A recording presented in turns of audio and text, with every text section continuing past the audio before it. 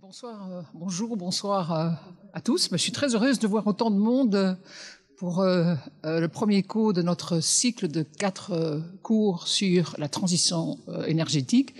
Et puis pour un peu placer le débat, Michel Allais va commencer par vous donner beaucoup de chiffres pour qu'on ait les bases de réflexion correctes et les bonnes dimensions en tête.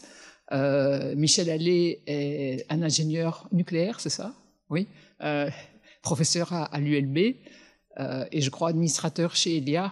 Et bon, voilà, il a toutes les qualifications pour vous parler d'énergie. Donc, je lui donne la parole sans traîner. Et donc, je suis administrateur indépendant chez Elia, mais il va de soi que ce que je vais dire aujourd'hui n'engage en rien Elia, même s'il n'y a pas de raison, de quelque nature que ce soit, parce que je serai extrêmement factuel. Et donc, le titre évoque les choses. Je vais essayer de vous parler aujourd'hui des grandes tendances de la production et de la consommation d'énergie. Ça va être très hélicoptère, et vous verrez, on va essayer d'interagir pas mal entre nous pour clarifier les choses.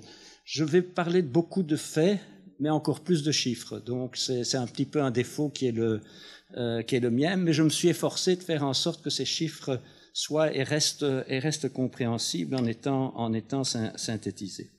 Alors, je vais peut-être d'abord présenter le cycle.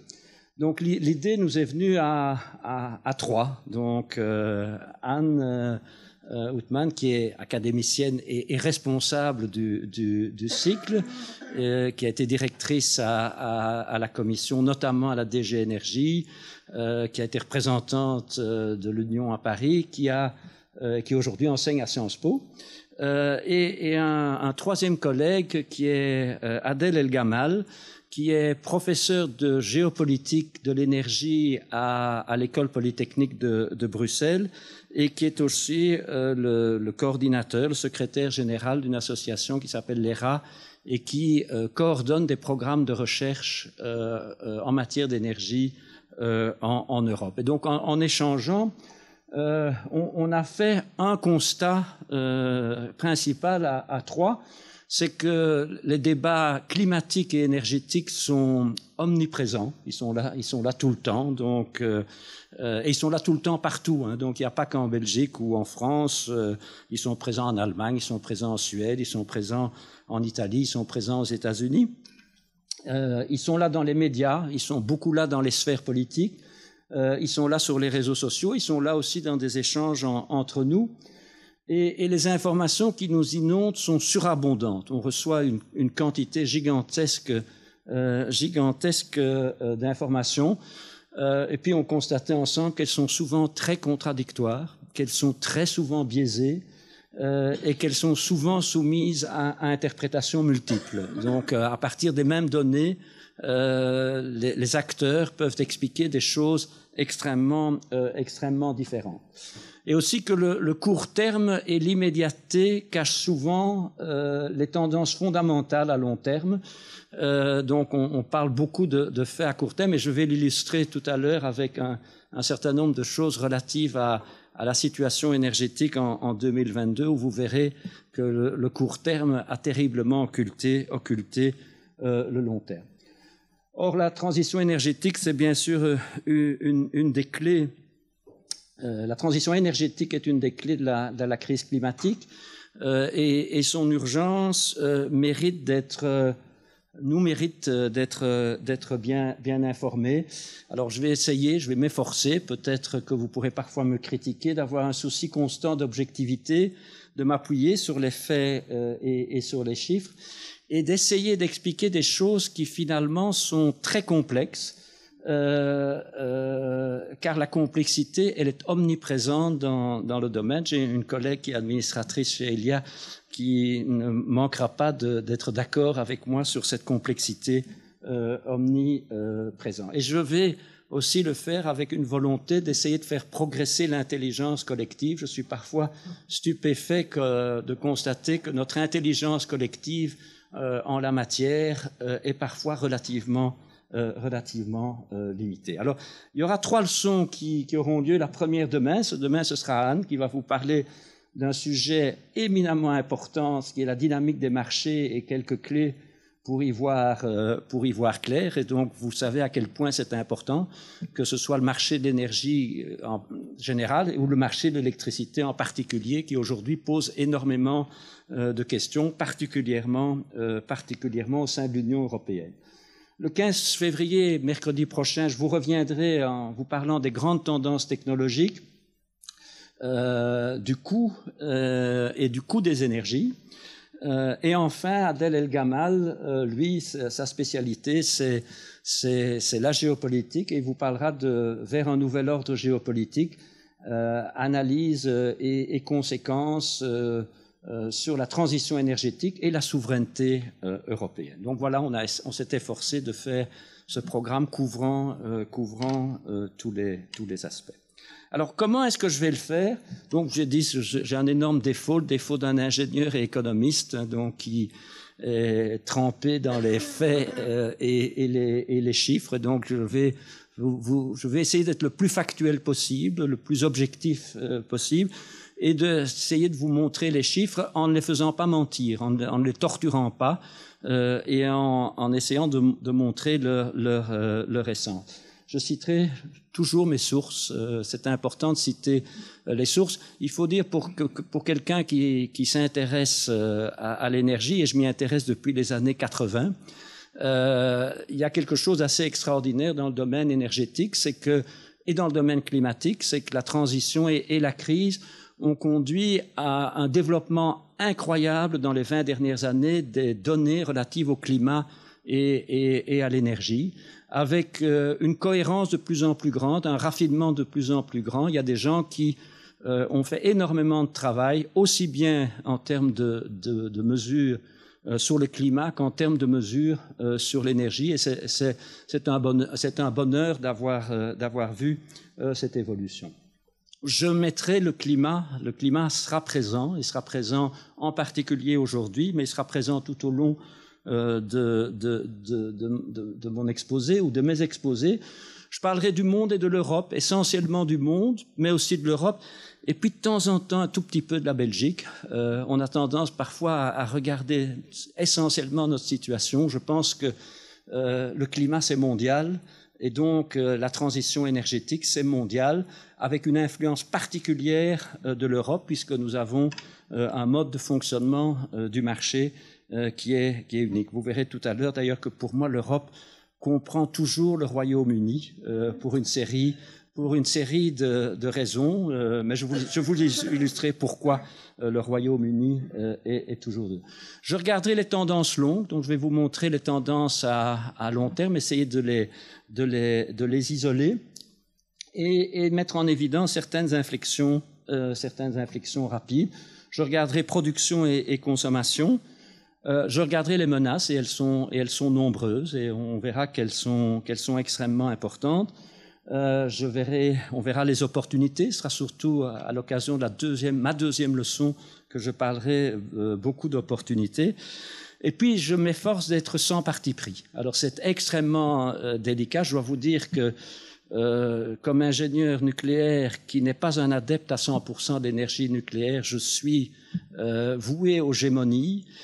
Et puis, je dirais, il y a certains, dans les milieux verts, il y a certaines personnes qui me vouent aussi aux gémonies parce que je ne suis pas un opposant radical à l'énergie nucléaire. Donc, ce parti pris, c'est quelque chose qui est, me semble-t-il, assez rare.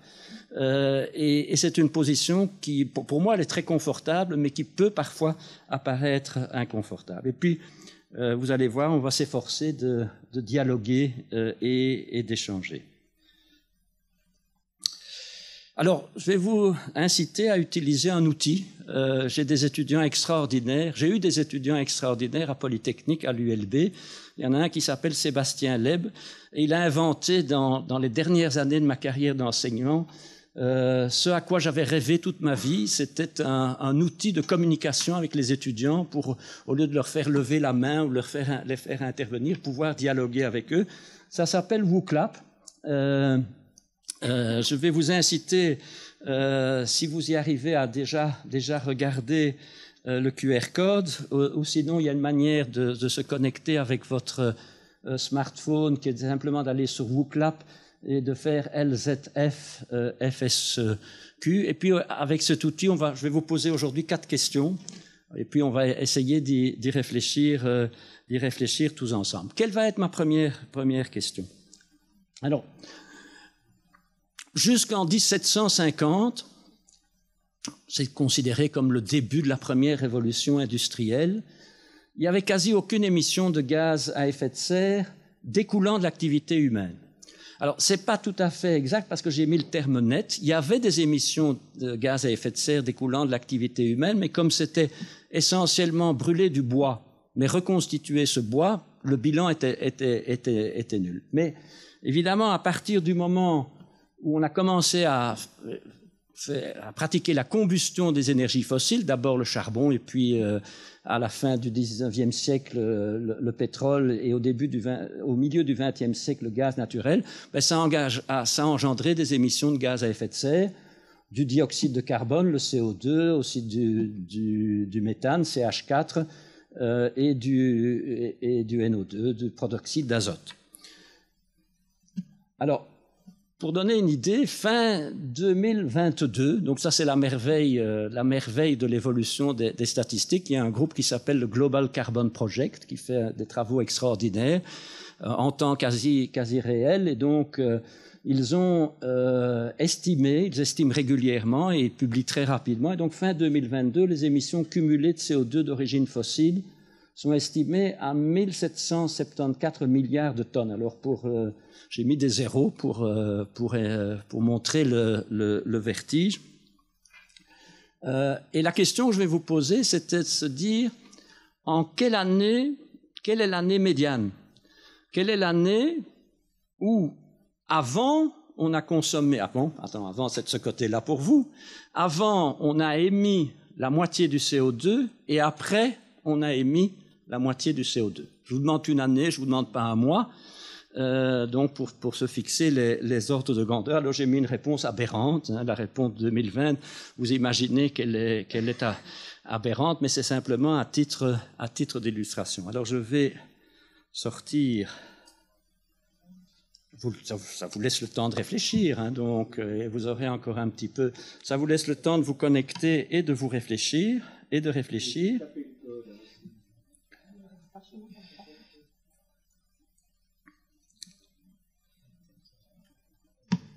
Voilà, je réaffiche, c'est plus lisible. Qui souhaite se connecter ne l'est pas. Donc j'ai 28 connexions. Voilà, vous allez avoir vous avez encore 60 secondes pour réfléchir. Oui, il n'est pas encore. C'est pour vous laisser le temps de vous préparer. Voilà, donc voilà. Allez, je vais mettre la première question en route. Voilà, vous avez 60 secondes.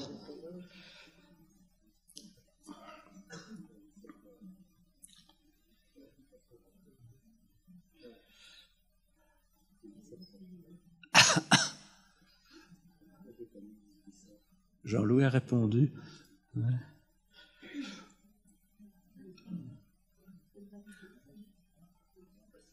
Alors, j'ajoute à la sophistication, vous pouvez même donner 2 ou 3 réponses, si vous voulez.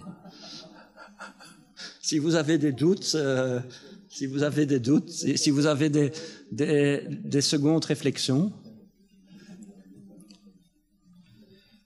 Bon, j'en ai reçu, oui, voilà. Voilà, j'en ai maintenant reçu plus qu'il y a de participants, donc il y en a, là, ça augmente.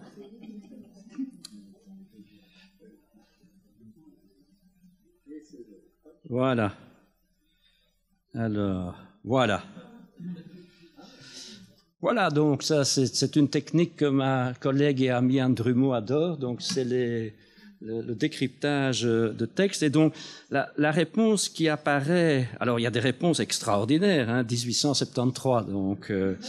et 2010, c'est aussi une réponse extraordinaire. Mais donc la réponse qui domine est 1990, suivie de 85 et 70. Donc il y a du 98, il y a même du 1856, ça c'est avant 1873.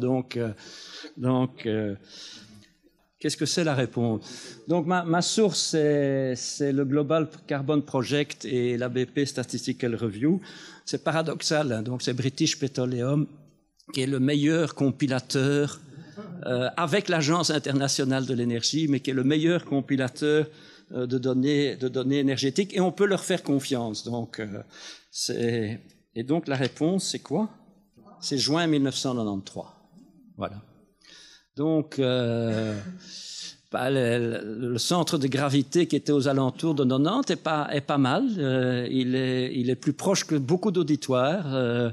Je dirais il y a beaucoup d'auditoires qui donnent des réponses bien antérieures. Mais donc ici il est beaucoup plus proche que bien des auditoires. Et cette réponse et cette question est angoissante parce que la croissance est ininterrompue. Ici, j'ai mis les émissions cumulées. Donc, je cumule les émissions de CO2. Alors, j'ai pas repris tous les gaz à effet de serre. J'aurais pu reprendre tous les gaz à effet de serre, mais ça donne exactement la même chose. Vous voyez qu'à la conférence de Rio en juin 92, on était à 22 800 millions de tonnes de CO2. En cumulé, donc à la signature du protocole de Kyoto en décembre 97, on était déjà à 24 300. L'événement suivant, ça a été l'entrée en vigueur du protocole de Kyoto, lorsque 55 pays ont effectivement ratifié ce protocole. Ça a mis longtemps, hein, ça a mis 8 ans. On était en cumulé à 29,6 et quoi? Là, c'est pas cumulé. Ah oui, mais mes chiffres ne sont pas cumulés. Oui, donc il y a une petite erreur dans mes slides. Mais donc, les émissions annuelles étaient au moment des accords de Paris de 35 500. Donc, vous voyez que les émissions n'ont cessé d'augmenter nonobstant les différents accords et nonobstant l'évolution quasi exponentielle des données cumulées. Oui. Alors ici, ce sont uniquement les émissions de CO2 d'origine fossile. Alors pour être clair, il faut y rajouter, si on regarde les émissions anthropiques, il faut bien sûr y rajouter les émissions d'origine fossile qui ne sont pas le CO2, hein, qui sont principalement le méthane, mais pas seulement le méthane. Il faut y rajouter les émissions anthropiques liées à l'agriculture et il faut y rajouter les émissions anthropiques liées à la déforestation. Donc ça et le tout rajoute par rapport au CO2, en équivalent CO2, ça rajoute de l'ordre de 25% en plus. Alors, si on veut regarder le système énergétique mondial, il faut essayer de le comprendre en synthèse. Et je vais essayer de simplifier des notions qui peuvent être très complexes. Donc, notre système énergétique a été construit pendant très longtemps, et vous verrez qu'il l'est encore, est basé sur les énergies fossiles. Et les énergies fossiles, on les appelle des énergies primaires, c'est des énergies qu'on va extraire, qui ont pour certaines des centaines de millions, des millions d'années. Et dans ces énergies primaires, il y en a trois, comme vous le savez. Le charbon qui est apparu en 1750, mais qui a commencé véritablement à se développer au milieu du XIXe siècle. Le pétrole qui est apparu à la fin du XIXe et qui s'est développé très rapidement au début du XXe siècle. Et le gaz naturel, dont le développement majeur s'est passé après la Deuxième Guerre mondiale. Ça, c'est les trois sources d'énergie fossile. De l'autre côté, il y a les usages, et les usages sont ce qu'on appelle l'énergie finale. C'est l'énergie qu'on va utiliser en fin de compte. C'est par exemple dans l'industrie, ça va être les entrants, les inputs qu'on va mettre dans les installations industrielles. Ça va être, par exemple, dans le transport, l'essence qu'on va mettre dans votre voiture ou le kérosène qui va alimenter les avions. Et ça va être également en résidentiel et en domestique, le gaz naturel qui va se servir à nous chauffer ou l'électricité qui va servir à nous éclairer et demain, dans le futur, aussi à nous chauffer. Alors, entre les deux, oui, un petit commentaire. Ce diagramme est simplifié, donc je vous donnerai en fin de session un diagramme un peu plus sophistiqué. Et je veille, parce que ça va me servir dans la suite du déroulé, je veille à ce que les traits, les épaisseurs des traits ne soient pas proportionnelles à la réalité du système énergétique. Il y a une certaine proportionnalité, mais elle n'est pas... Alors, le charbon, il va y avoir une partie de perte. En rouge, j'ai encadré les pertes. Il va y avoir une partie des pertes qui va être essentiellement liée à l'autoconsommation dans tout le système charbonnier. Quand on regarde l'exploitation des charbonnages dans le passé, il y avait à peu près une quinzaine de % de charbon extrait qui était perdu, soit parce qu'il était inutilisable, soit parce qu'on l'utilisait localement pour faire fonctionner les mines. Donc dans le charbon, il y a de l'autoconsommation. Elle est beaucoup moins importante aujourd'hui, mais elle existe, il y a des pertes. Et ce charbon, à quoi est-ce qu'il va servir? Il va servir en bonne partie à l'alimentation, à la production d'électricité, où là, le cadre rouge est fort, il y a des pertes extrêmement importantes. Il va servir aussi pour l'autre partie à l'industrie, il va servir essentiellement à l'industrie pour le solde. Le pétrole, il y a des pertes non négligeables dans le raffinage et ce pétrole, il va servir essentiellement au transport. Donc l'usage du pétrole va se retrouver essentiellement dans le domaine du transport. Il va aussi se retrouver dans les usages non énergétiques, c'est par exemple toutes les productions de plastique. Et enfin, il y a une partie du pétrole qui va être utilisée dans les usages résidentiels et de services. Le gaz naturel, il y a aussi de l'autoconsommation et des pertes de transport d'autant plus importantes que le gaz vient de loin. Et comme vous avez pu le lire, quand on importe du gaz et qu'on doit d'abord le liquéfier, puis le transporter, puis le déliquéfier, il y a des pertes non négligeables. Quand on peut l'alimenter par pipeline, il y a moins de pertes. Et le gaz, il va aussi alimenter de manière importante la production d'électricité. On va en retrouver une partie dans l'industrie, on va en retrouver une partie dans le résidentiel et dans les services. Et puis, il y a les sources qui ne sont pas fossiles. Et la première historique, c'était l'hydroélectricité. Jusqu'en 1910-1915, selon les pays, la majeure partie de l'électricité était produite par l'hydraulique. Donc c'est comme ça qu'a commencé l'électricité industrielle. En gros, il n'y a pas de perte dans le système. Donc entre ce qui est produit au barrage ou au fil de l'eau selon le cas et la production, il y a là pas de perte et donc elle va servir à la production d'électricité. Ça va être la même chose avec le nucléaire, si ce n'est que là on a d'abord production de chaleur et ensuite production d'électricité. Et enfin, les nouveaux renouvelables, principalement l'éolien et le solaire, mais aussi de la biomasse, va également servir à la production d'électricité. Et cette électricité sur laquelle il y a des pertes dans les centrales classiques, vous le savez, le rendement est de l'ordre de 40% par rapport à l'énergie primaire. Cette électricité, on va bien sûr la retrouver essentiellement dans le résidentiel et dans l'industrie. Alors, je n'ai pas indiqué les traits mineurs, hein, donc on sait qu'il y a un petit peu de voitures électriques, donc il aurait dû y avoir un petit trait vers le transport. On sait qu'il y a les chemins de fer électriques, mais donc ce graphique ici, volontairement, est simplifié et ne représente pas les éléments mineurs. Il y a aussi, par exemple, de la biomasse qui est utilisée comme biofuel dans les transports, ou de la biomasse qui est utilisée dans l'industrie, dans le résidentiel. Je l'ai volontairement pas représenté pour donner ce graphique qui est simple et qui représente les flux majeurs.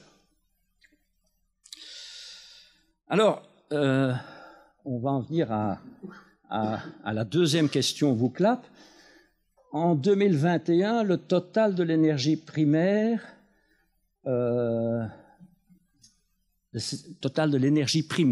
tout compris,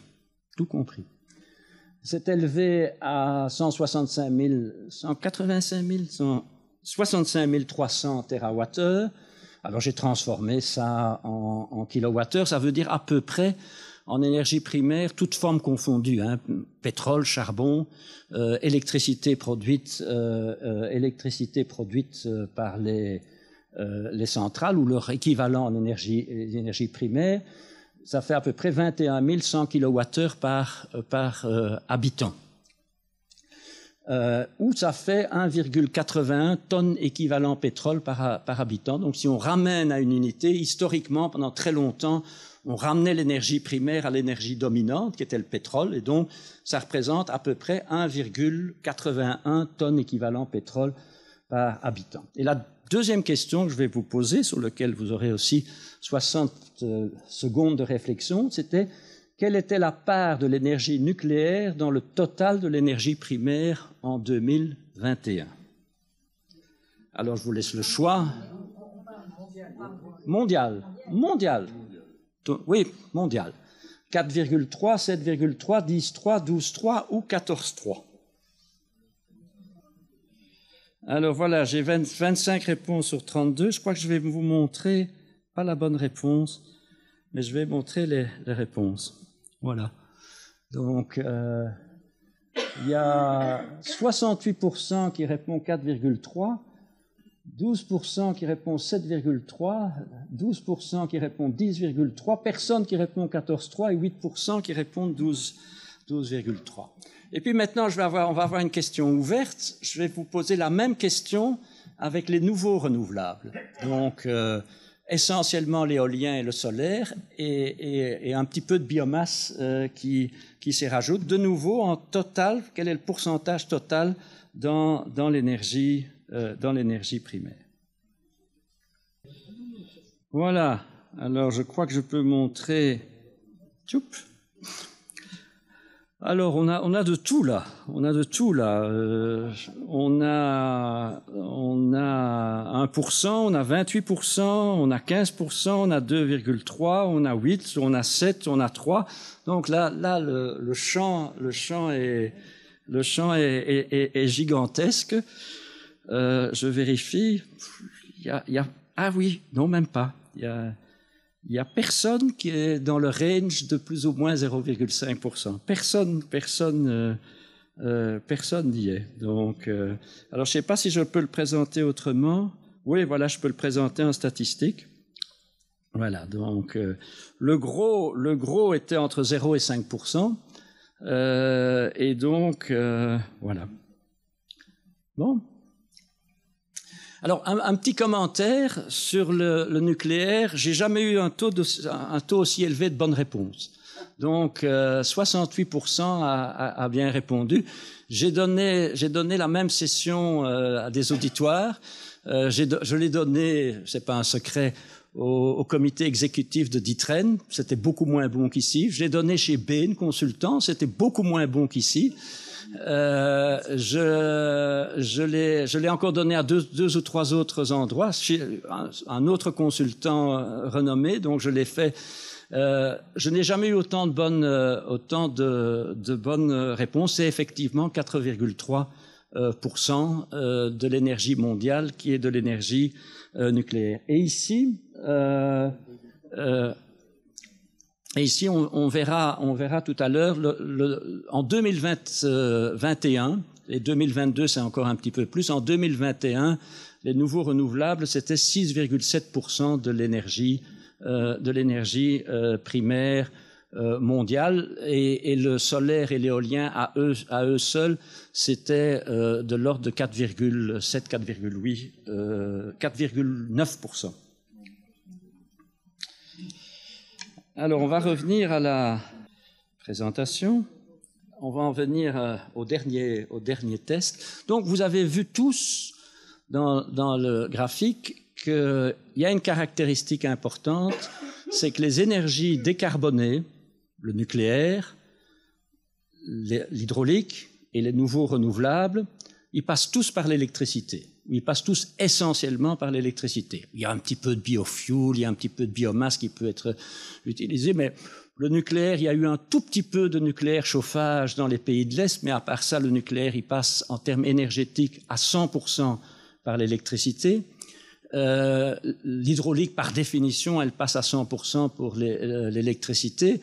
Pas au Moyen-Âge. Au Moyen-Âge, elle passait directement à la force mécanique, mais aujourd'hui, elle passe par l'électricité. Et comme les renouvelables, les nouveaux renouvelables, c'est essentiellement l'éolien et le solaire photovoltaïque. Il y a du thermique, mais c'est tout à fait marginal. Ils passent essentiellement par l'électricité. Alors, on va s'interroger ici pour savoir où on en est dans la décarbonation. De l'énergie. On va faire donc un nouvel exercice collectif, c'est le dernier, je vous rassure. Il porte cette fois sur la production d'électricité et non sur le total de l'énergie primaire. C'est une faute que beaucoup de gens font. Il y a souvent une grande confusion entre total de l'énergie et électricité. Et l'électricité, il faut savoir, c'est 20% de la demande finale d'énergie. C'est très peu. Mais c'est une énergie très efficace. Et on y reviendra aussi lors de la prochaine leçon, où on comparera l'énergie finale pétrole qui rentre dans une voiture et l'énergie finale électricité qui rentre dans une voiture. Donc l'électricité, c'est une énergie qui n'est pas très importante aujourd'hui. Sa part ne cesse d'augmenter, mais qui est extrêmement efficace. Donc sa part est de 20%. Et on confond très souvent la part de l'électricité, la part des différents combustibles dans l'électricité et la part des différentes sources d'énergie dans l'énergie primaire. Ici, on va vraiment se concentrer sur l'électricité et on va le faire en Europe, Union européenne et Royaume-Uni. Pourquoi moi j'ajoute le Royaume-Uni? Pour deux raisons principales. La première est une raison technique, c'est que le système électrique du Royaume-Uni est totalement intégré au système européen. Il est connecté à la France, il est connecté à la Belgique, il est connecté à l'Irlande, donc il est totalement interconnecté et les échanges sont constants. Et puis la seconde chose, c'est quand je vois que les 2/3 des Britanniques consultés regrettent le Brexit et qu'il n'y en a qu'un tiers qui est satisfait, je trouve que reconnaître qu'on a eu tort est de temps en temps quelque chose de bon. Il y a un petit message politique, donc j'ai dit que je ne prendrais pas de parti pris, mais ici je prends un tout petit parti pris et j'exprime une opinion de nature politique. Alors en 2021, pourquoi j'ai pris 2021? J'ai ni pris 2022, les chiffres existent, mais vous savez que 2022 a été une année super perturbée et on parlera de 2022 dans un instant. J'ai pas pris 2020 pour une raison évidente. Le Covid a bouleversé les choses, sachant que la consommation d'électricité a très peu diminué en 2020. Donc la consommation d'électricité a diminué de quelques pourcents en 2020, beaucoup moins que les autres vecteurs énergétiques. Et donc, en 2021, il y avait 3188 TWh. De nouveau, donner le vertige. C'est en électricité, c'est quand même 6200 kWh par habitant, donc c'est beaucoup. Donc on est déjà très largement électrifié. Et ne comparez pas tout de suite avec les 21 000 en moyenne dans le monde, parce que ça c'est de l'énergie finale. 21 000 c'était de l'énergie primaire. Et je vais vous demander de classer par ordre d'importance les 5 sources principales de production d'électricité dans l'UE et le Royaume-Uni en 2021. Et ces 5 sources principales sont bien sûr le charbon, y compris la lignite, sont le gaz naturel, sont le nucléaire, sont l'hydroélectricité et sont les nouveaux renouvelables.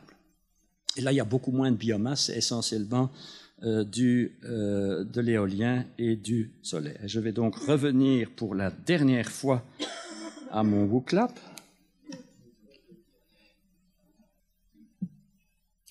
Donc ma source ici pour avoir les données, c'est MBER.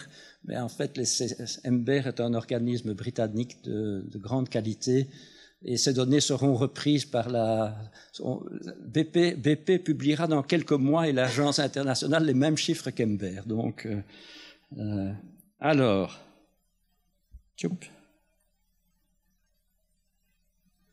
en numéro 5, c'est l'hydro. En numéro 5, c'est l'hydro.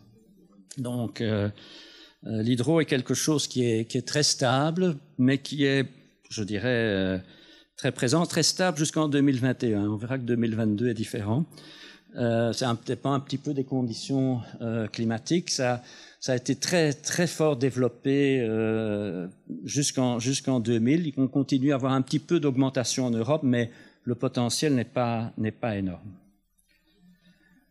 Le numéro 4, c'est le charbon. Ah, voilà. Voilà. Le numéro 4, c'est le charbon. Le charbon qui a reculé de 47% en 11 ans. Donc en 11 ans, le charbon a reculé de 47%. Donc on vit souvent dans l'idée que le charbon est bien resté présent. On vit aussi souvent dans l'idée que le charbon est bien resté présent en Allemagne. Si je vous montrais les chiffres en Allemagne, vous seriez aussi stupéfaits. Bon, il est beaucoup plus important que dans la moyenne européenne, mais le charbon a énormément reculé. Alors vous allez être aussi surpris par le numéro 3. C'est le gaz naturel. Il n'est que numéro 3. Il n'est que numéro 3. Il a reculé de 12% en 2021, donc il est important. Il continue à être important, mais il a reculé de 12%. Et maintenant, la question, c'est de savoir qui est le numéro 2 et qui est le numéro 1. Hein? Allez. Le numéro 2, c'est le nucléaire. Le nucléaire qui recule structurellement depuis 2000. Hein, donc, il y a pratiquement plus de nouvelles centrales mises en service depuis 2000 dans l'Union européenne. Et il y a de temps en temps des centrales qui sont mises hors service, principalement en Allemagne. Hein. L'Allemagne est une cause importante du recul, mais pas seulement, parce qu'il y a d'autres pays de l'Union où des centrales ont été arrêtées. Et donc, le numéro 1, à votre surprise générale, parce que j'ai montré les 7 premiers, et donc je suis à peu près sûr que partout ailleurs, c'est la même chose. Le numéro 1, c'est les nouveaux renouvelables. Les nouveaux renouvelables contribuent aujourd'hui pour une part importante de l'approvisionnement électrique européen. Ils ont cru de 178% en 11 ans. Et comme là, on a une certaine visibilité sur la suite, puisqu'on connaît régulièrement les mises en service, on sait que la puissance installée augmente, elle augmente à peu près de 20% par an en solaire, et bon an, mal an, elle augmente d'une quinzaine de % par an en éolien. On sait que, pour répondre déjà à votre question, on sait que c'est un phénomène qui va se poursuivre, et qui sera bien évidemment, cette slide sera bien évidemment au cœur de la petite discussion qu'on aura dans une semaine sur l'intermittence, puisque les électriciens européens gèrent ces énergies renouvelables importantes. Ils la gèrent absolument sans problème. Ils ont appris à la gérer sans problème. Donc, oui. Alors, pour le photovoltaïque, il y a une réserve, c'est la production totale, y compris tous les autoproducteurs, mais on sait qu'il y a une certaine incertitude sur le photovoltaïque où il est possible, ou plutôt vraisemblable, que le photovoltaïque soit sous-estimé, que la production photovoltaïque soit sous-estimée. Il y a des pays où il est absolument obligatoire de déclarer une connexion, de déclarer une installation photovoltaïque. Il y a des pays où c'est beaucoup plus souple et où on sait qu'il y a des installations photovoltaïques qui ne sont pas déclarées. Donc, Donc, toute l'autoproduction connectée est connue. Par contre, ici, on peut penser qu'il y a une partie de photovoltaïque qui est sous-estimée, mais ça doit pas être des masses. Ça ne change pas le panorama général. Alors, et donc, ceci pour montrer que la croissance de 2010 à 2021, la croissance des nouveaux renouvelables a réussi à compenser non seulement le recul du charbon, mais aussi le recul du nucléaire. En 2021, ces sources sont représentées, les sources décarbonées, toutes comprises, donc nucléaire et nouveaux renouvelables ainsi que l'hydro, ont représenté 62% du total de l'électricité produite dans l'Union. C'est la zone du monde où c'est le plus élevé, contre 48% en 2010. Oui?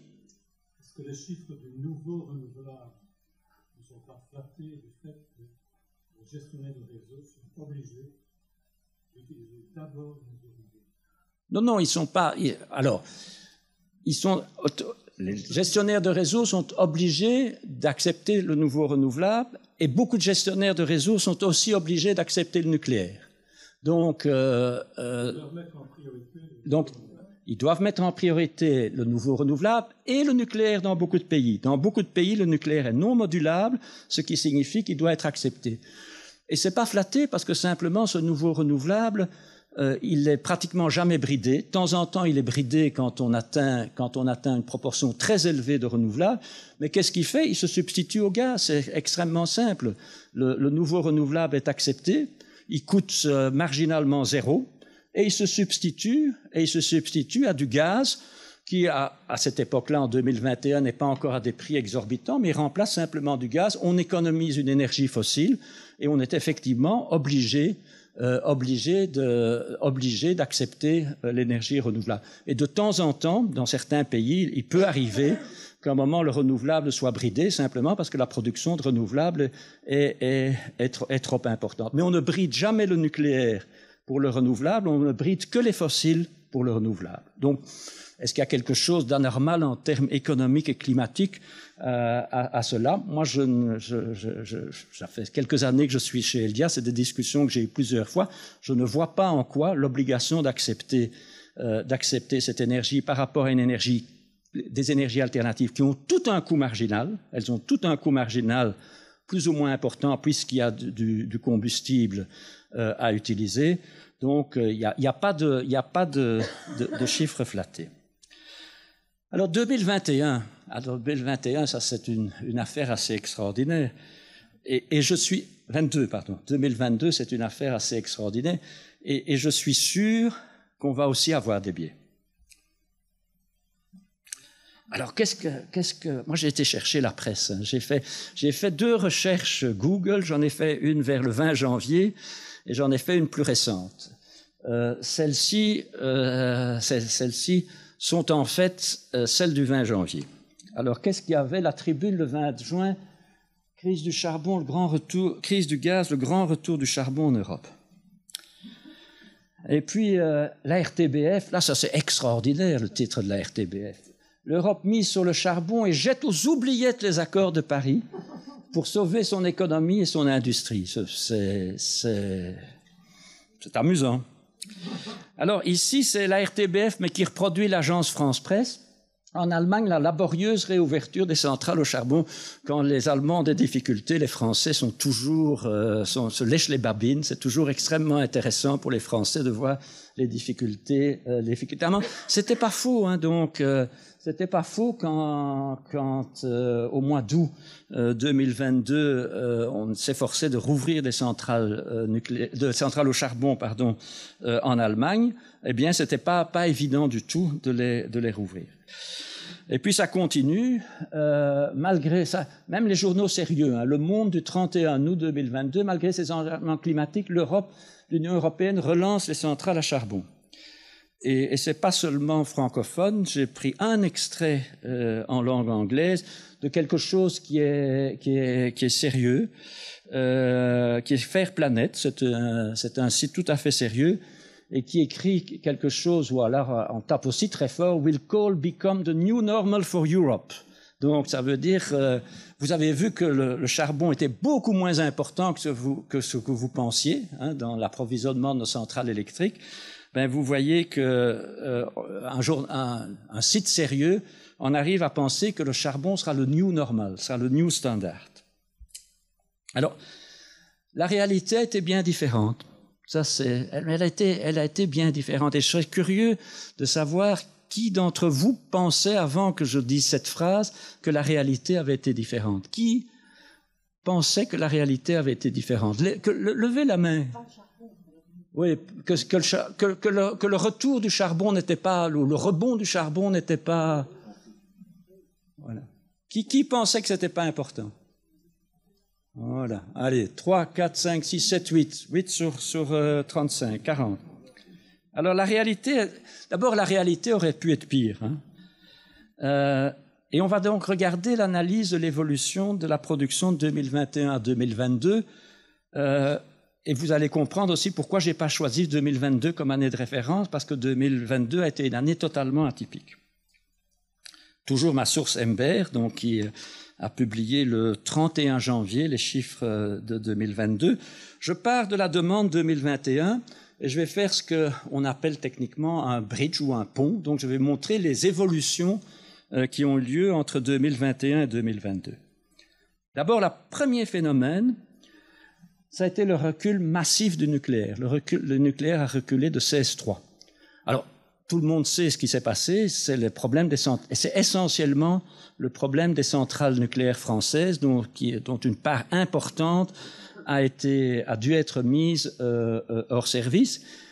C'est accessoirement deux autres phénomènes, la poursuite de la fermeture des centrales en Allemagne, et enfin, pour beaucoup de centrales, le fait d'avoir dû réduire leur production dû à l'insuffisance hydrique. Donc, il y a beaucoup de cours d'eau qui se sont retrouvés en insuffisance hydrique, et donc il faut de l'eau de refroidissement pour les centrales qui sont au bord des fleuves, et donc cette insuffisance hydrique a conduit à réduire la production d'un certain nombre de centrales. Mais de l'ordre de 70%, c'est le problème des centrales françaises.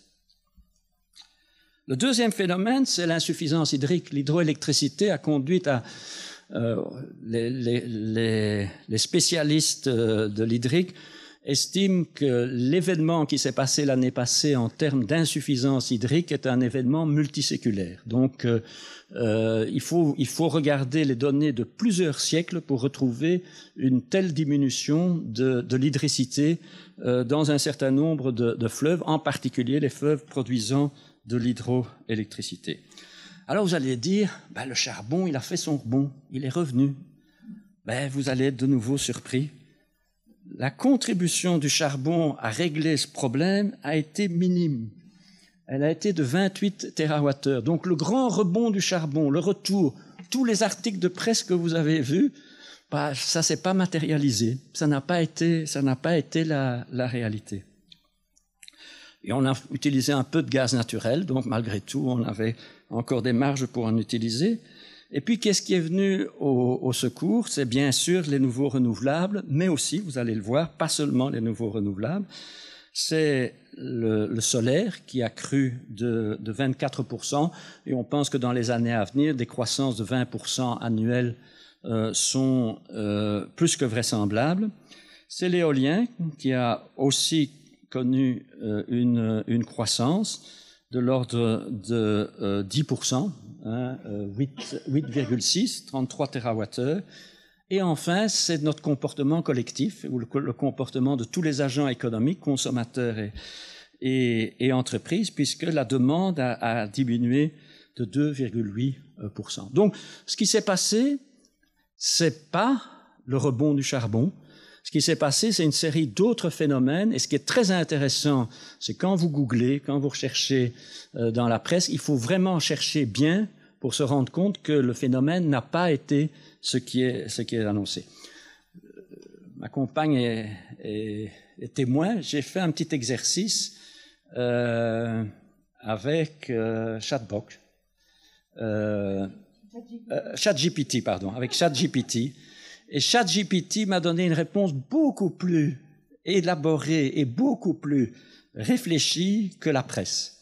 Alors, il m'a pas donné les bons chiffres parce qu'ils les ont pas apparemment, mais il m'a donné une réponse beaucoup plus raisonnable que tous les articles de presse. Ça n'est pas une validation de ChatGPT, mais c'est en tous les cas une indication intéressante sur les capacités de l'intelligence artificielle. Et donc, le rebond du charbon aurait été bien pire sans la croissance des nouveaux renouvelables, et le rebond du charbon aurait été bien pire sans la baisse de la demande. 2,8% de baisse de consommation d'électricité, c'est extrêmement important. Hein, donc, c'est pas quelque chose qui est marginal pour l'électricité. Je suppose que le comportement des consommateurs et le recours au charbon sont les deux seules choses imprévues. Le reste est planifié. Bon, l'importance du recul du nucléaire n'était pas planifiée et l'évolution de l'hydricité est apparue en cours d'année, je dirais en début 2022. La faiblesse de l'hydricité était quelque chose qui était inattendu. Alors l'évolution se poursuit 2023, donc en janvier, la production d'électricité a reculé de 8,2% par rapport à janvier 2022. Donc la production, la baisse qu'on avait constatée en particulier au dernier trimestre s'est poursuite. Et la production à partir de charbon a reculé, elle, de 11,2%. Donc elle a reculé plus que la baisse de la demande. Alors, qu'en est-il des centrales au charbon rouvertes, hein? Donc, là aussi, il y a eu beaucoup de titres de presse, beaucoup d'articles, beaucoup de vidéos. Alors, si vous cherchez les informations dans la presse, vous allez voir qu'il y en a 20, ou 26, ou 27, ou 30, ou 40. On ne sait pas très bien. Si on lit la presse, on ne sait pas très bien le nombre. Si on regarde, il y en a en fait 26 qui ont été remises en service, dont 17 en Allemagne. Donc c'est le grand nombre. Seuls 19 ont réellement produit quelque chose et fin janvier, apparemment, il n'y en aurait que 2 ou 3 qui sont encore en fonctionnement. Et elles ont produit un total de 4 TWh, soit 0,14% du total de la production d'électricité. Et donc, la différence entre le bruit médiatique et la réalité est quelque chose qui me paraît instructif. Ceci dit, l'administrateur d'Elia, là, peut dire, malgré tout, ces réouvertures n'ont pas été inutiles. Elles étaient sans doute indispensables, ces remises en service, même si elles ne servaient pas, parce qu'elles ont permis d'assurer la sécurité d'approvisionnement. Si la chute du nucléaire avait été plus importante, le recul de la demande moins important, ou la contribution des renouvelables moins important, la présence de ces 26 centrales était quelque chose d'extrêmement utile pour garantir notre sécurité d'approvisionnement. C'est ce qu'en termes techniques, on appelle la réserve stratégique. Qu'en est-il en Chine? Ça, c'est intéressant de regarder. Vous allez voir que c'est différent. Le gaz naturel, c'est marginal en Chine. Hein. Donc, de 2010 à 2021. Le nucléaire, c'est marginal aussi en Chine. C'est pas important du tout. Ça a certes cru de manière importante de 2010 à 2021. On verra tout de suite les chiffres. Les nouveaux renouvelables sont en gros 3 fois plus importants que le nucléaire. L'hydroélectricité est très présente en Chine, mais progresse relativement lentement. Vous voyez quand même que ça a quasi doublé en 11 ans. Et bien évidemment, c'est le charbon qui représente le gros de la production d'électricité en Chine. Tous les mécanismes y ont incité. Donc, il y a une croissance de 250% du gaz naturel, il y a une croissance de 445% du nucléaire, il y a une croissance de 83% de l'hydraulique, de 1437% des renouvelables, mais aussi, on leur doit un feu d'artifice de 65% du charbon de 2010 à 2011. Le charbon a plus progressé que toutes les sources décarbonées réunies en Chine. Donc, si on prend toutes les sources décarbonées, nucléaires, hydro et nouveaux renouvelables, sur les 11 dernières années, et ça semble se poursuivre, la progression du charbon est plus importante. Donc, la Chine est véritablement confrontée à un problème majeur. Alors, dans le temps qui me reste, je vais m'efforcer d'un petit peu conceptualiser les réflexions qu'on peut mener sur la problématique de la décarbonation et de l'énergie. Et je vais pour ça utiliser ce que moi beaucoup appellent l'équation de Kaya. Moi, je l'appelle l'identité de Kaya parce que c'est une espèce de tautologie. C'est pas inutile, même si ça mérite d'être nuancé. Donc, c'est une équation toute simple. Vous pouvez toujours écrire que CO2 égale CO2.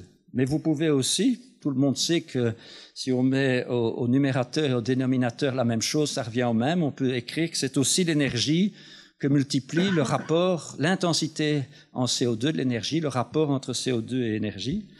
On peut aussi rajouter un cran de plus, c'est le produit intérieur. Donc, c'est le produit intérieur fois l'énergie divisée par le produit intérieur fois le CO2 divisé par l'énergie. Et on peut enfin rajouter la population et se dire que le CO2 émis au niveau mondial, mais on peut aussi appliquer l'identité de Kaya au niveau local, c'est la population fois le PIB par habitant, fois l'énergie primaire utilisée par unité de produit intérieur, fois les émissions de CO2 par unité d'énergie. Alors donc, on y intègre et on segmente le facteur démographique, le facteur activité économique, le facteur intensité énergétique et le facteur intensité en carbone. On va segmenter et ça va nous permettre de faire une analyse assez fine des évolutions, mais aussi une analyse assez fine de qu'est-ce qu'il faut faire pour s'efforcer de résoudre le problème, puisque l'objectif est bien évidemment d'avoir du CO2, si pas à zéro, le plus bas possible, sachant que, de manière quasi inéluctable, les deux premiers éléments de l'identité, la population mondiale va continuer à augmenter et le PIB par habitant moyen mondial va continuer à augmenter. On en discutera dans les conclusions. Et donc, c'est sur les deux autres facteurs qu'on va devoir jouer. L'idéal, ce serait d'avoir un rapport CO2 sur énergie égal à zéro. Ça réglerait de manière, par un espèce de coup de baguette magique, la problématique, non pas climatique, parce qu'elle ne serait pas résolue, mais la problématique du futur, de l'évolution future du climat. Alors, à cette fin, j'ai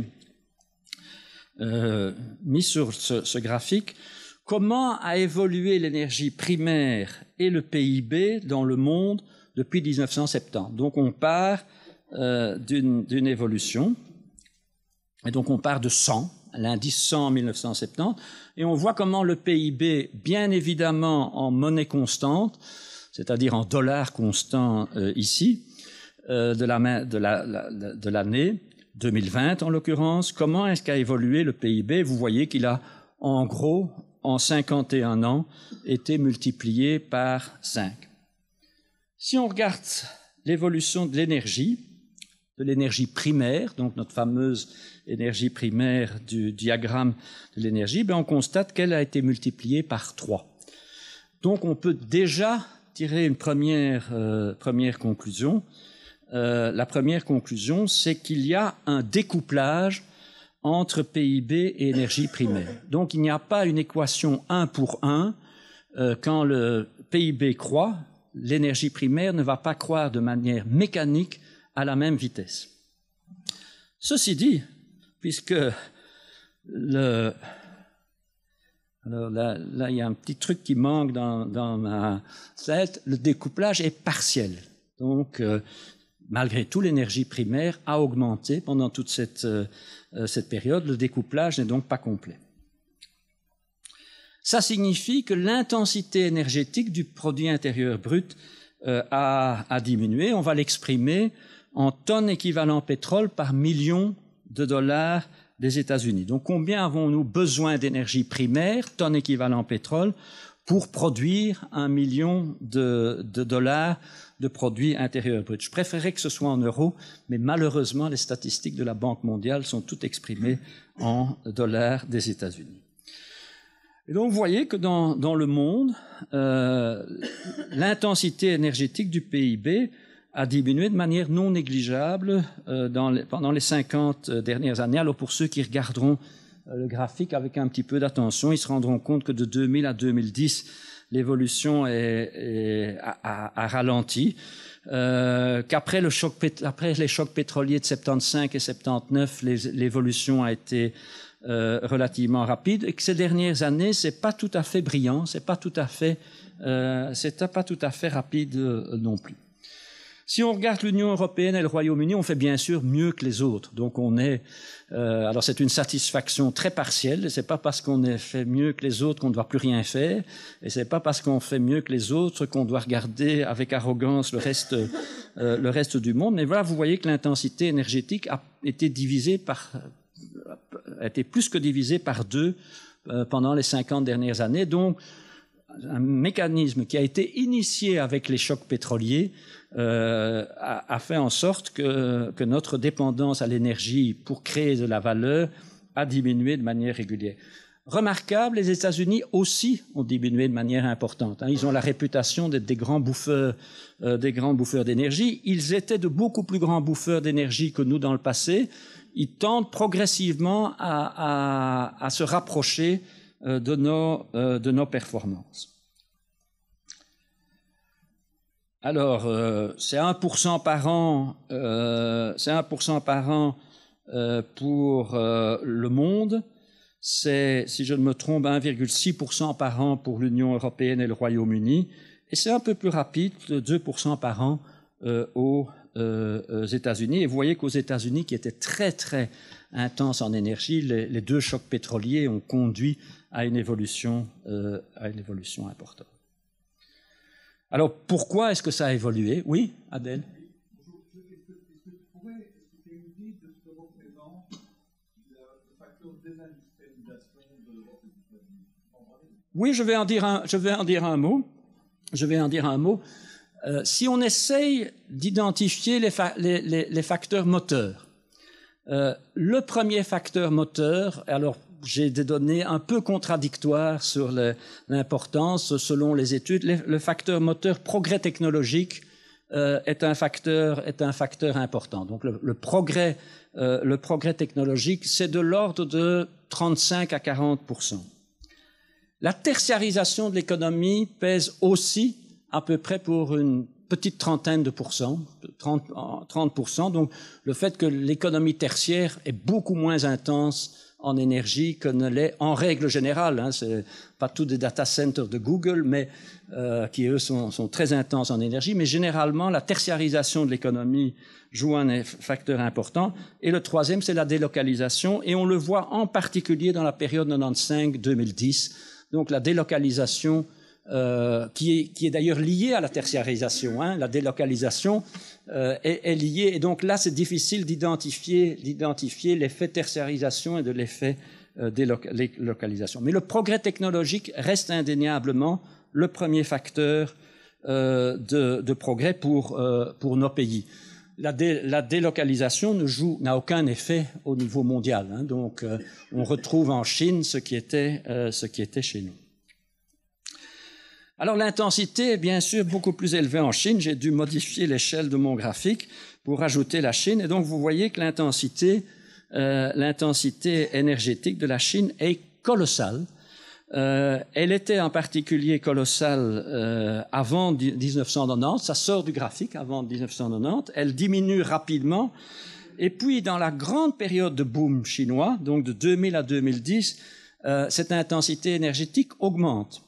Et elle augmente de manière considérable. Et vous verrez tout à l'heure, quand on regardera les énergies primaires mondiales, elle augmente en utilisant énormément de charbon. Donc l'intensité énergétique chinoise, vous voyez aussi qu'elle baisse très rapidement. Donc le niveau de 90 est beaucoup plus élevé que notre niveau historique dans les pays occidentaux. On n'a jamais été à un niveau aussi élevé en termes d'intensité énergétique dans le passé. Le boom des années 2000 est terriblement intense en énergie en Chine. Et ceci dit, ils intègrent très rapidement le progrès technologique, puisque vous voyez que la baisse de cette intensité a été extrêmement importante à partir de 2007-2008 jusqu'à aujourd'hui et semble se poursuivre. Ceci dit, il faudra encore pas mal de chemin pour qu'il redescende à des niveaux semblables aux nôtres. Alors là, j'ai abordé un moment la Belgique. L'intensité énergétique varie fort en Europe. Là, je vous vais montrer celle de 2010 et de 2021. J'ai fait une sélection de pays. J'aurais peut-être dû mettre aussi les Pays-Bas. Mais donc, le Danemark. Le Danemark, c'est c'est le champion. Hein, donc, en termes de faiblesse de l'intensité énergétique. Donc, c'est l'intensité énergétique la plus basse de l'Union. De manière intéressante, le Royaume-Uni, qui était un pays... Alors là, la désindustrialisation a joué un effet colossal. Mais donc, le Royaume-Uni a considérablement progressé. Donc, c'est pour ça que je trouve qu'il est aussi intéressant de garder le Royaume-Uni dans le champ qu'on regarde, a considérablement diminué en 50 ans. L'Allemagne, alors vous allez être surpris, hein, l'Allemagne est exactement ou pratiquement exactement aujourd'hui la même intensité énergétique que la France. La France a même consomme même un peu plus d'énergie par unité de produit intérieur. La France a bien progressé, mais l'Allemagne a progressé de manière considérable de 1970 à 2021, malgré l'absence de désindustrialisation. C'est un pays qui ne s'est pas désindustrialisé. Donc, c'est un des éléments de la transition énergétique allemande qui est réussi. Il y en a plein qui ne sont pas réussis, mais c'est un des éléments de la transition énergétique allemande qui est particulièrement à remarquer. L'Union se situe en moyenne à 84, et puis c'est là que je suis pas très fier.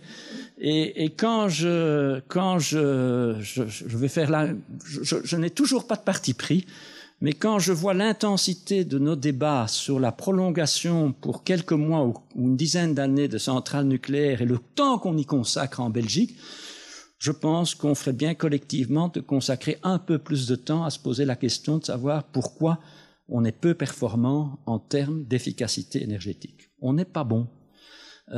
Et pour qui j'ai un petit peu regardé les données, on n'est pas bon en transport, on n'est pas bon en activité économique, il y a beaucoup de logistique chez nous, on n'est pas bon en habitat, hein, on est très mauvais en habitat, on est mauvais dans pratiquement tous les compartiments, et je pense que plutôt que de consacrer une énergie insoupçonnée et constante à débattre de centrales nucléaires, on ferait bien de consacrer collectivement un peu plus d'énergie à aborder ces vrais problèmes qui ne sont pas simples à résoudre. Hein. Il y a beaucoup de structurels, là-dedans. Ah, ça j'en sais rien. J'ai pas les chiffres. J'en sais rien. Et j'ai pas vraiment l'intention de m'y atteler, honnêtement. Voilà. Il y en a qui parlent du Brabant wallon, là. Alors, refaisons le même exercice. PIB, énergie primaire, et rajoutons-y le CO2. L'évolution mondiale. Donc là, la désindustrialisation n'a aucune importance. Il y a plutôt une nouvelle relativement bonne. Il y a aussi un découplage entre énergie primaire et CO2, puisque le CO2 croît moins vite que l'énergie primaire, mais on voit que la différence n'est pas très importante. Et donc ce découplage, et le mot découplage est un mot très important, le mot découplage est très important, ce découplage est très partiel. Donc on décarbone notre énergie, mais on la décarbone de manière très très lente. L'intensité en CO2 de l'énergie diminue donc, mais vous voyez qu'elle diminue pas très vite. Hein. Si on regarde l'évolution mondiale, c'est pas très rapide. Hein. C'est lent. Or, c'est vraiment là qu'on pourrait tendre vers le net zéro. Hein. C'est là qu'on a le levier technologique, économique et industriel le plus important. Bien sûr, on fait mieux en Europe que dans le reste du monde. Hein. Mais bon, bien sûr, mais voilà. Les États-Unis font pas mal non plus. Et alors, la Chine, elle est bien sûr au-dessus, bien au-dessus, mais tout en se rapprochant progressivement de la moyenne mondiale. Alors, c'est moins 0,3% par an sur 51 ans, c'est lent, hein, c'est terriblement lent. Au niveau mondial, c'est moins 0,4 aux États-Unis, c'est moins 0,9 en Europe, c'est presque 1% par an en moins en Europe, et c'est moins 0,5% par an en Chine. Alors, qu'est-ce que sont les moteurs, quand on essaye d'analyser de manière fine les moteurs de cette évolution? C'est d'abord la transition du charbon vers le pétrole et le gaz. Au plus on élimine du charbon et on le remplace par du pétrole, qui émet moins de CO2 par unité énergétique, au mieux c'est. Au plus on remplace du gaz naturel, on remplace du pétrole et du charbon par du gaz naturel, au mieux c'est. On pousse la moyenne vers le bas. On a parfois un petit peu tendance, enfin, les gaziers ont tendance à grinifier le gaz naturel, d'autres ont tendance à vilipender le gaz naturel, mais la transition des sources plus classiques, charbon et pétrole vers gaz naturel, est quelque chose qui est bénéfique.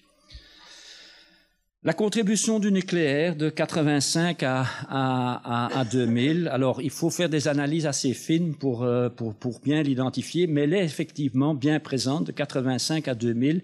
Il y a eu une évolution positive de l'intensité en CO2 de l'énergie due à l'apport du nucléaire. Ça a été contrebalancé par la croissance chinoise intense en charbon de 2000 à 2010. Donc à partir de 2000 à 2010, on a, et si vous regardez la courbe chinoise, ça se voit clairement, hein, de 2000 à 2010, l'intensité en CO2 augmente en Chine. Et elle augmente même au niveau mondial. Donc, et c'est un phénomène qui pourrait encore se poursuivre avec l'émergence de l'Inde.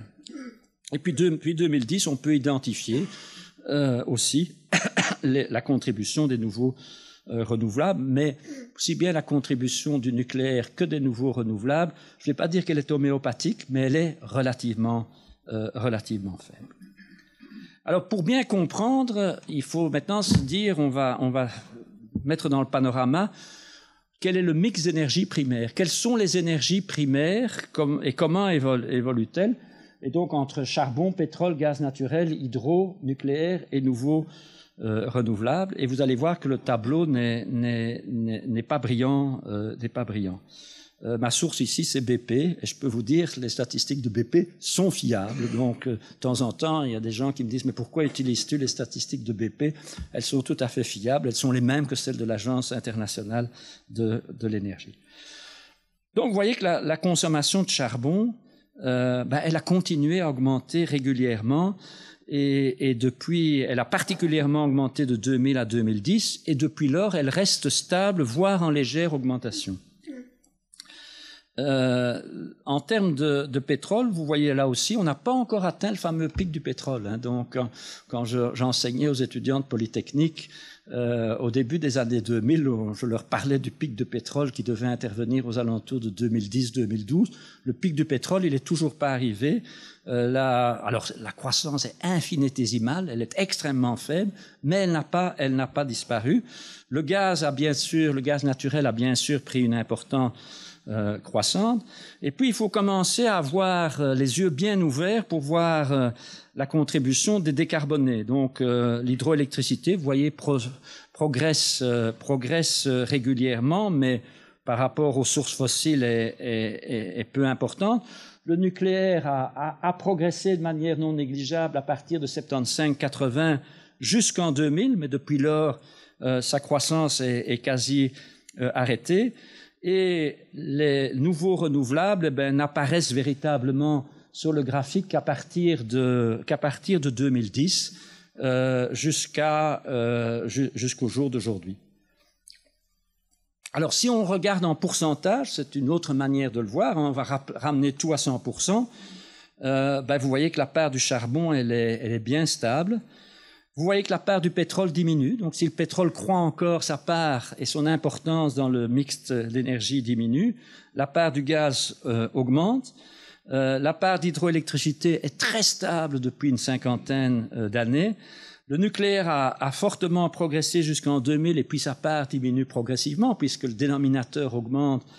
Si la production d'origine nucléaire n'augmente plus, sa part va diminuer et puis les nouveaux renouvelables sont apparus récemment.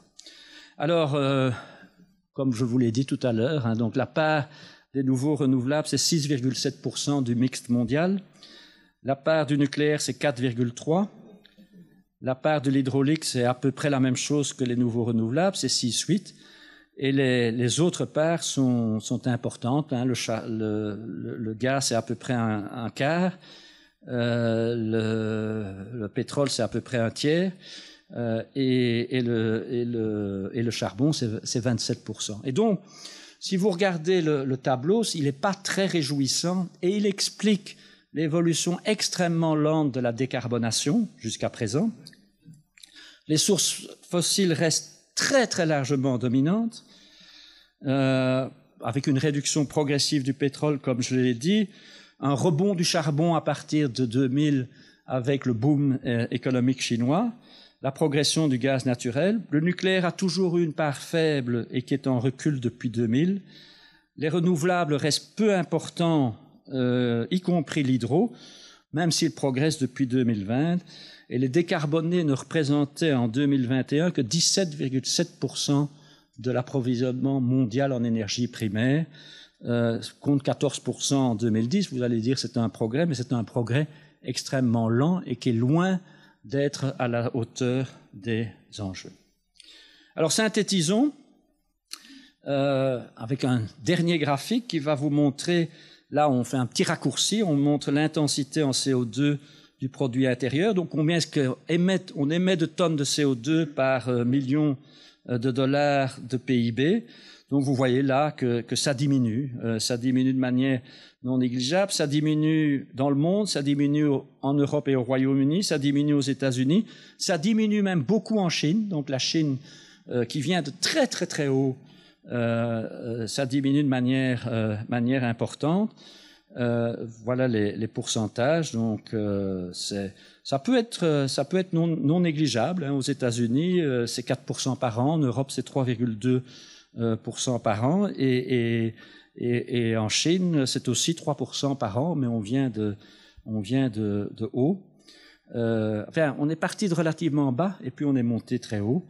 Au niveau mondial, ça a été divisé par 2 en 50 ans, donc il y a découplage entre le CO2 et l'activité économique, hein, puisqu'il y a division par 2 en 50 ans. En Europe, division par 3 en 50 ans. Donc on a vraiment fait beaucoup. Avant même le Green Deal, on a fait beaucoup en Europe. Ça reste 38% plus élevé aux États-Unis qu'en Europe, mais l'écart a tendance à se réduire par rapport au passé. Et en Chine, de manière très paradoxale, ça reste au niveau qui était le nôtre il y a 50 ans. Donc en termes de maturité environnementale de l'activité économique, ça reste à notre niveau d'il y a 50 ans. Là de nouveau, hein, en Europe, l'intensité et vous n'allez pas être surpris par les résultats vous n'allez pas être surpris par les résultats du Danemark, vous n'allez pas être surpris par les résultats de la France. La France fait bien, hein, donc c'est le pays au monde qui a le plus de nucléaire dans son mix d'énergie primaire, et donc ça contribue. Elle n'était pas là, l'énergie nucléaire, en 70, elle est là en 2021, et donc ça a bien contribué. De manière intéressante, le Royaume-Uni a progressé de manière incroyable au travers de la désindustrialisation, mais au travers aussi d'actions en matière énergétique et environnementale. C'est une des raisons pour lesquelles je regrette la disparition de la Grande-Bretagne de l'Union. La Grande-Bretagne, on ne le sait pas, est parmi les pays qui est les plus dynamiques en termes de transition énergétique et de transition climatique. C'est quelque chose qu'il faut saluer. L'Allemagne se trouve bien sûr un peu au-dessus de la moyenne de l'Union européenne, et la Belgique, en fin de compte, est aussi mauvaise que l'Allemagne. avec une désindustrialisation importante. On n'est pas brillant, et donc je ne vais pas répéter mon petit laïus sur ce qu'on pourrait faire. Je ne peux pas m'empêcher de vous montrer un de mes autres graphiques. Il est ici en anglais, qui montre l'intensité du PIB en CO2 sur le très long terme. Alors, il y a des gens extraordinaires. Hein. Il y a un monsieur qui n'est plus là aujourd'hui, qui est Madison, mais qui a des successeurs aux Pays-Bas, qui a construit les données de PIB depuis les années 1800.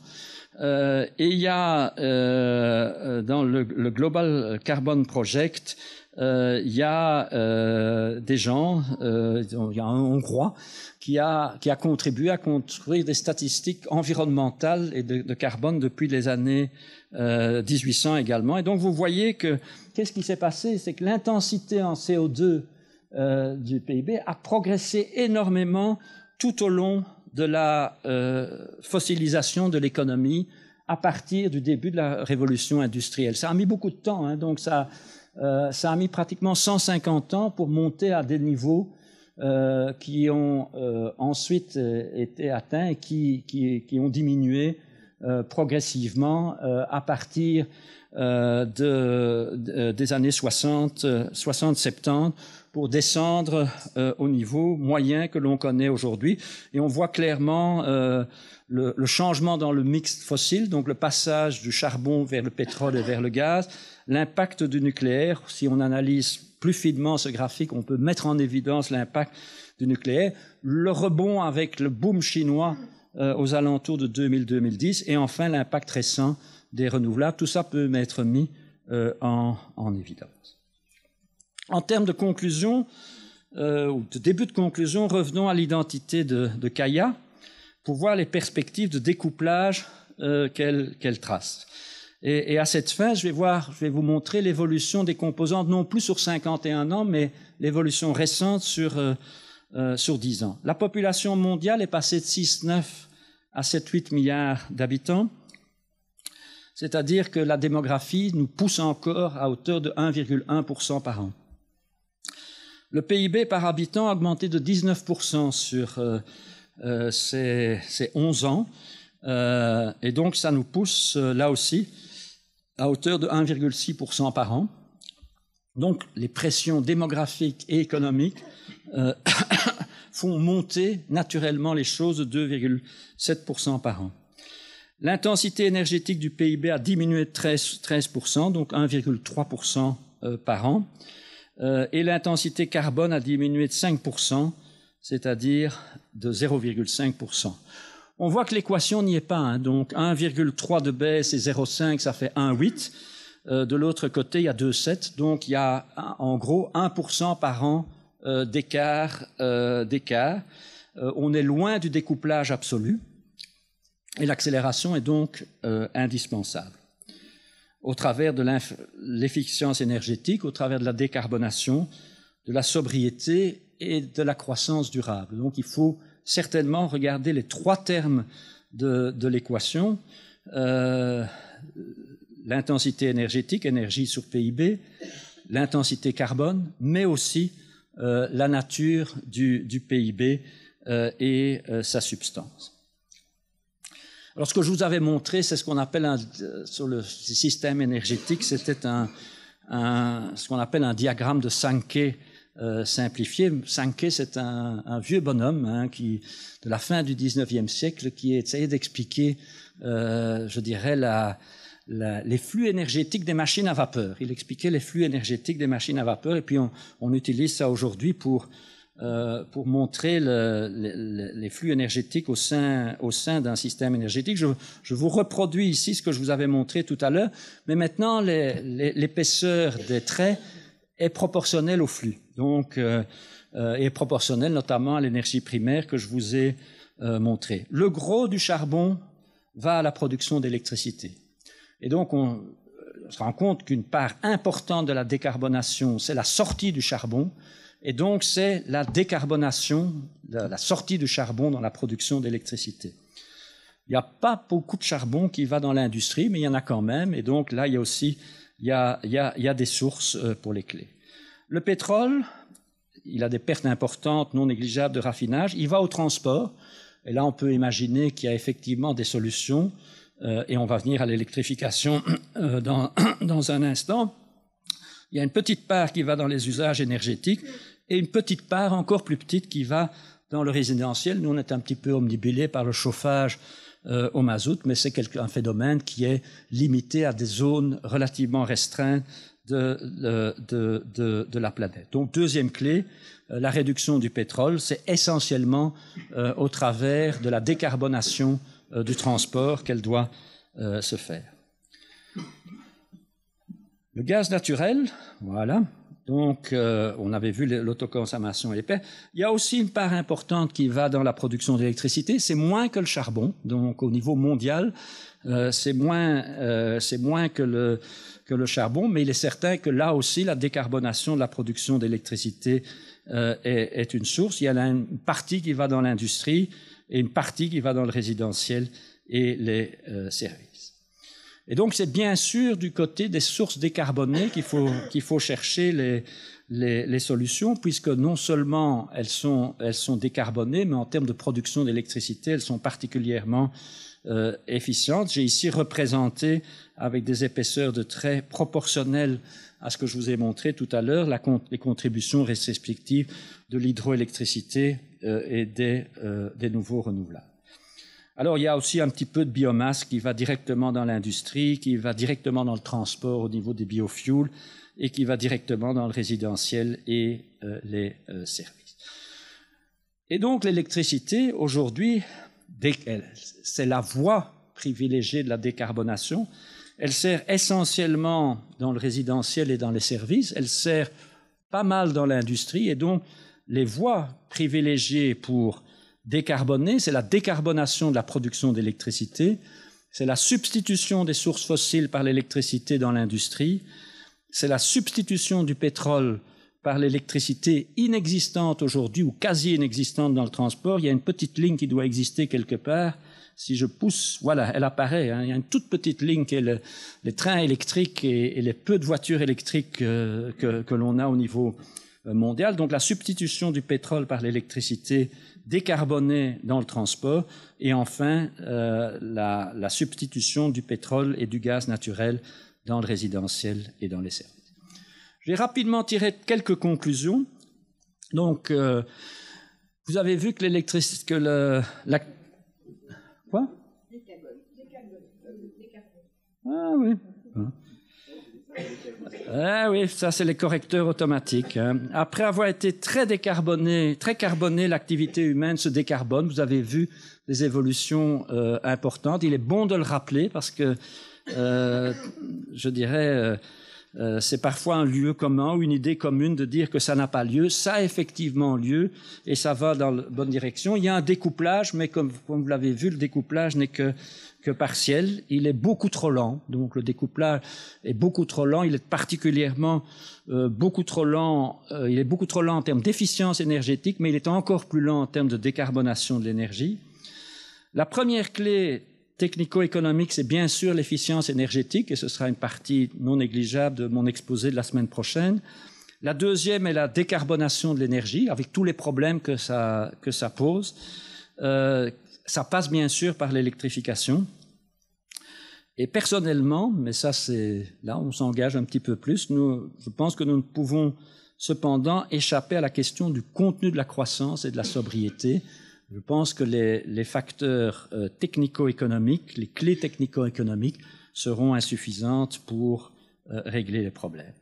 Et donc ma prochaine leçon, elle sera consacrée d'abord aux technologies d'efficience énergétique. Je vous dresserai un rapide panorama avec quelques points d'attention. J'aborderai le sujet de l'intermittence des nouveaux renouvelables en commençant, oui, Pierre a dû le connaître, par ce que nous apprenait Robert van den Dam lors de notre cours de machine tournante. Ouais, je vois que Jean-Louis rigole aussi. Je vous citerai ce qu'il nous disait lors de la première leçon relative au réseau électrique.